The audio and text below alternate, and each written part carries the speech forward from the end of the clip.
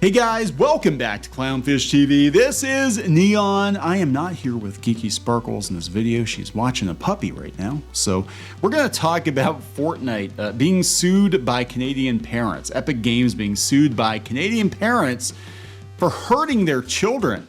The game is too addictive. Now, this is the same country that allows you to kill yourself with relative ease.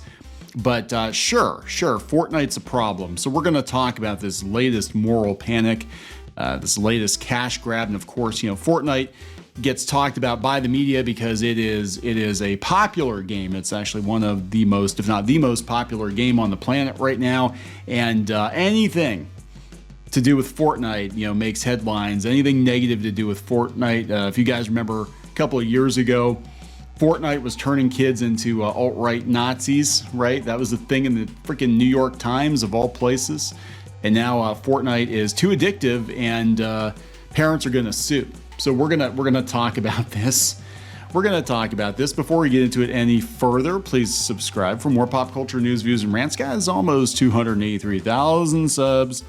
Thank you so much for the support. We do talk about video games. We have a gaming channel. If you go out to Clownfish Gaming on YouTube, Clownfish Studios, we have gaming content. We're actually going to be bringing you more gaming content in the very near future. We're working on it currently. We don't play Fortnite. I don't think we've ever played Fortnite on the channel. I don't like Fortnite. Squid King actually played it. It's kind of funny. He played it when it first came out. He was invited to the beta. He's like, I don't think it's going to go anywhere. It's kind of bland. And here we are, but he's usually got a pretty good sense of these things. And to be fair, at the beginning, Fortnite was a pretty bland game, and but apparently it's become so addictive that there has to be a lawsuit because Fortnite trending money, right? Deadline: Fortnite manufacturer Epic Games sued by Canadian parents over the alleged addictive properties. A group of Canadian parents are suing Epic Games over its massive Fortnite franchise, claiming it makes children into gaming addicts who stop eating, sleeping, and showering. Remember China doing the gaming ban? Yeah, that sounds kind of like what these parents are expecting their kids to do. You know what you could do, right? You could take the game away from the kids. You could try taking the game away from the kids. I mean, you're still the parent, right? You probably pay for the game. You probably pay for the internet and the electricity. You just, whatever.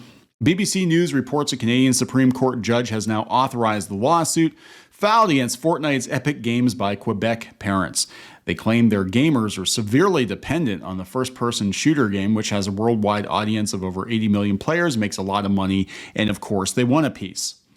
I'm sorry, I just added that last part. Earlier this week, the Canadian judge ruled the lawsuit was not frivolous or manifestly ill-founded. The court concludes that there is a serious issue to be argued, supported by sufficient and specific allegations as to the existence of risks or even dangers arising from the use of Fortnite. Also remember, you can kill yourself at any time in Canada with relative ease. In fact, if you're too poor or, life is slightly inconvenient, they kind of encourage it. But Fortnite is bad. Fortnite is bad. The law firm that brought the action said Epic Games was akin to tobacco manufacturers and claimed the legal responsibility was basically the same. While the lawsuit can move forward, the Canadian judge said he didn't believe the parents' claims that Epic Games intentionally made Fortnite addictive. No, they did, because they want you to buy stuff, in-game purchases, right? In-app purchases, microtransactions. They knew what they were doing. However, the court didn't agree with the parents' claim that Epic Games deliberately made Fortnite addictive. However, he added, how many howevers are there? However, he added, this does not exclude the possibility the game is in fact addictive and its designer and distributor are presumed to know it. Yes, all of these kinds of games are designed to be addictive, so you keep playing and you keep paying the game manufacturer, the game developer, V-Bucks and microtransactions and loot boxes and everything else. Epic Games denied the validity of the suit in a statement obtained by the BBC. Parents can receive playtime reports that track the amount of time their child plays each week and require parental permission before purchases are made, the company said. That is actually true. It's relatively difficult to create an Epic account as a minor. We plan to fight this in court. We believe the evidence will show this case is meritless. Anonymous says, Anonymous, is that the hacker from 4chan? Said that Epic should file a $100 million lawsuit for malicious prosecution and another one just for being bad parents.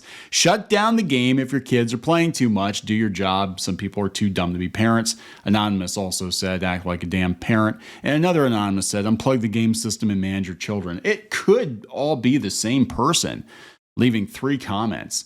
So look, this isn't the first time that, video games have caused moral outrage, moral panic. I mean, this has been going on forever. They bring up, this is takethis.org, talking about Dungeons and Dragons, how it was going to bring people into Satanism. It was a doorway to Satanism, and video games were going to turn you into serial killers and school shooters. That was the thing. Doom. They were saying that Doom was what caused Columbine, which is patently untrue. Lots of people have played games a lot more violent than Doom, and they haven't done those things. But this has been an ongoing issue. Comic books, they talked about comic books were said to cause criminal deviance. Pinball was declared, when did this happen? Pinball was declared the source of humanity's downfall, and the printing press was thought by some to undermine the moral character of people. This has been going on for ages, for decades, as far back as I can remember. I remember back in the early 80s, I was there. I was very small, but I remember it vaguely. But I remember there being news stories about people being addicted to arcade games and spending too much money at arcades, and it was basically gambling and yada, yada, yada, yada. And my wife and I had a conversation before I recorded this video, and she's like, if somebody has an addictive personality, then they're going to be addicted to something, whether it's a video game or to gambling or to drugs or alcohol or sex or whatever the thing is. It could be a hell of a lot worse than Fortnite. The bigger issue is, why does your kid have an addictive personality? And why are you as a parent relying on this video game to be the babysitter, right? So only in Canada. But yeah, Fortnite is demonized. It comes up a lot, and it's just because it's popular. I mean, that is literally it. If it were any other game that had the popularity that and the profitability that Epic Games has, they would be demonizing that one too. It's just that they know it's going to grab headlines, and that's why they keep going to Fortnite. That, and it's probably a bunch of Karens. The only video game they can name is Fortnite. Like Mario, Fortnite, and Pac-Man, and Minecraft maybe, but educational. It's being used for educational purposes now, so Minecraft's not so bad. But Fortnite, it's the devil. It's the devil.